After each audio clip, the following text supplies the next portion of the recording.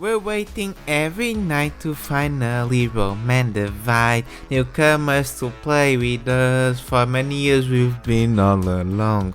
Hello, nice people! On the other side of the Earth's crust, I'm Verloon, your demon-paid detective, and today we shall address the really interesting case of a forgotten game, deleted by its creators and forced to the sand of time, as in the desert, where E.T. the video game was buried.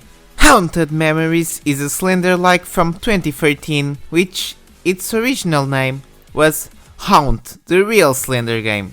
But Slenderman is a copyrighted character, unlike my love, Jeff the Killer, I imagine. So, as you can imagine, our small Polish team had to change the name. The developers went by Madman Fury Games, and besides this unfinished game, they also developed Jezebel and the classic Sparkle 2 of the Sparkle series, which includes on Steam Sparkle 2, 3 and 0. You know why is afraid of 3? Because 3 to 1. As you can see, this was a small developer linked to a, let's say, interesting publisher that went funked in 2014. And now you question, how are you able to play this game then, my beautiful Verloon?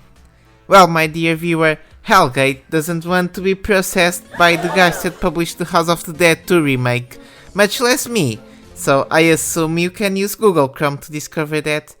Or ask the FNAF YouTubers how they play FNAF World. Comment down below my chance to be served after this video, and don't forget to hit the like and subscribe down there. Now, without further ado, let's enter the original Haunted Memories. It's been so long since I last have seen my son lost to his master, the man behind slaughter. The original. So, I decided to boot up the original, we will talk about the remake, and we are confronted with a spooky, trademark, title screen. Because I didn't acquire this game when I was 8, we can only play the first episode, but it should give us a great idea of the quality of the project, since this is an indie game, or was, and you always want to start with your best foot forward for the people to support it, unless you are feeling hunger, of course. After a small cutscene, we start the game and walk forwards into a working car. Here, I got specially confused since the game, instead of showing subtitles like a normal one, was using cassettes to indicate when characters are talking, makes our character read the documents we pick up, which is a decision, let's say that. So, in my first playthrough, and technically my first try, I reach the first objective, the generator. I discover it needs fuel. I go back to find the fuel next to the car, and once I pick it up, I return to the generator, but I'm intercepted by the Slender wannabe, and I die. The one thing you might already have noticed is that the game is really dark, like really hard to see. But don't you worry, it gets worse, much worse. On my second try, I noticed a typewriter where we can save, next to the car, and you are able to name your save, which is a cool feature. Look, I named my save This Game Bad. Redo everything I did last run, but this time not forgetting the fuel, and once I reached the generator and turned it on, Sexual Offender Man spawns in and kills me. How do I know he spawned in and just didn't roam to my place? Because I had to close the door. So, yeah, maybe the coding lessons for roaming creatures was the week after this game got deleted. We do the same thing over again for the third time, and after I turn on the generator, I run away from it and keep going forwards until I enter this dream sequence where our protagonist dreams of pursuing a girl that walks into a cross. Symbolism! I promptly put down the lantern because it was ruining the moment, but the left hand kept itself up, so after 20 minutes of this garbage, as in game, all I could think here is that if Slender-man appeared behind me or in front of me, I was going to delete this game. Unfortunately, he didn't appear, and we finished walking to the restrict C area. Go back to save, it gets worse. And I'm caught by Splenderman, but since I had saved, I immediately hop back and go ASAP to the restricted area, as I prayed he couldn't get into it. The restricted area itself is where I see how bad lighting is, because I barely could see where I was going, and it doesn't help that the flashlight works as a weapon instead of a lighting source. And works in quotes, by the way. I could only use it once properly. And when you get the keys for the inspector and pick up a crowbar, the game becomes Dollar Store Silent Hill. I'm not joking, they do a shitty version of the first enemy cutscene from every Resident Evil game. This one personally reminded me of the fly things from RE4, and you are given the option to kill the weird zombie. You can't even see for half of the room because of the lighting, with the worst feeling combat I've ever experienced. I run away, which I prefer to kill the enemy because I'm stupid. I then go to the inn and get on the second floor, which is what the backrooms key opens, which is amazing level design and a really funny detail. When I reached this part the first time, the hostile noises wouldn't be quiet, and because I didn't notice, that the backrooms are the second floor, I turned off the game because I didn't know I had already finished the part. So I walked around for around 10 minutes. Coincidentally, when I loaded the game next day, there were no more noises. Programming! I don't want to discourage any indie dev, by the way, but please go use YouTube. Use YouTube. After I finally am able to think, I go back to save and prepare to go to the watchtower because I don't know where to go. And I feel like it. Then I die, and when I come back we enter a dream sequence with a gun that clearly hasn't been animated, and after I tried to shoot Jeff Man once, I can't shoot him again, and I'm soft locked.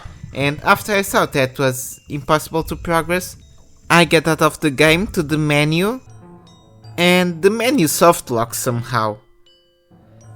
I love it when gaming menu soft lock. I don't know how it is possible, but which is why one day there. I'm gonna open up a hospital.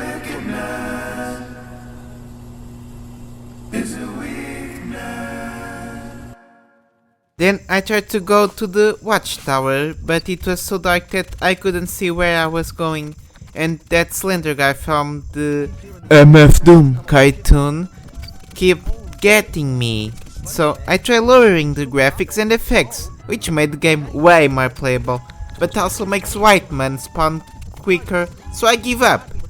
This game looks like a cheap version of Alan Wake and feels like a bad version of Slender 8 pages, so of course it deserves a remake over every other game from this era. Remake. This thing was released as an early access with a demo in 2023, and it's 2026 and it hasn't been released. Oh boy. This time made by Megapixel Studio, still under Forever Entertainment. This studio, unlike the last one, is somewhat achieved since they also are behind the Front Mission 3rd remake, who developed the other two, by the way. Okay, Forever Entertainment itself and Storm Trident. Oh, they are also behind the Panzer Dragoon remake, interesting. Hold on, a second Megapixel? Oh no, it's the guys from the House of the Dead 2 remake. So, either we have two studios with the same name, or some tomfoolery is happening here, and I don't like it. Just went from hope for a redemption story into being actively scared. I'm dying. So, after I Doom posted, let's open the demo of this remake and pray it isn't a broken mess.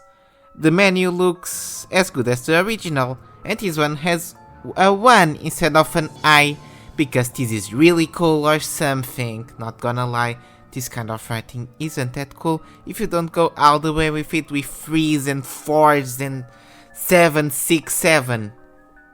We start the game and choose the difficulty Gamer, because that's what I am, a gamer. We boot up the game and oh, my laptop is not made for this. Okay, let's try lowering the settings. What's that? Perfect. Now the game What's just that, looks brother? like chess. We are already showing great skills of optimization, guys, because the options of shadows are pixelated or normal, normal on high, or chess on low. So, after I play around with the settings, we enter the oddly placed cabin in the woods. Placed here.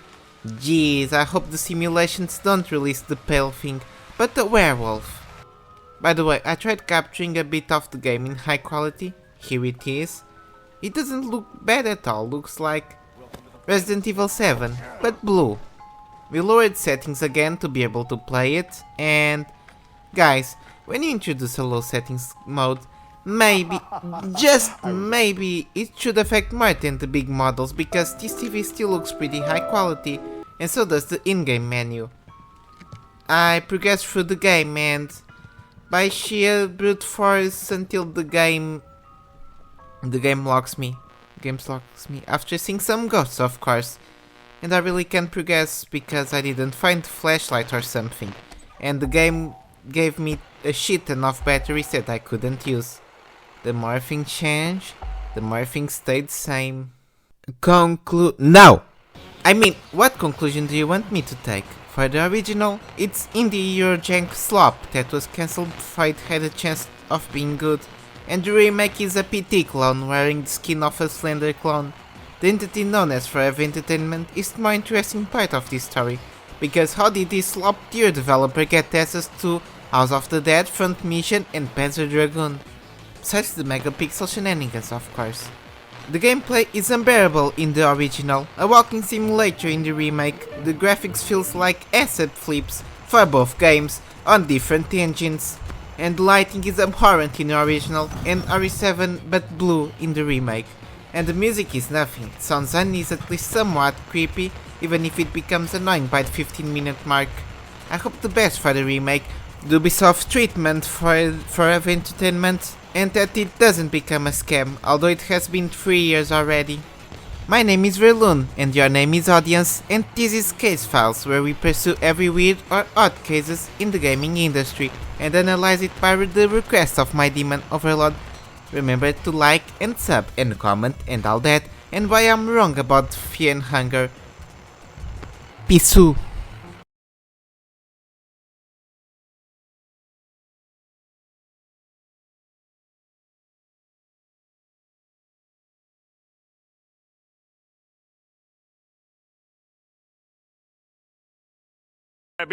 my goodness!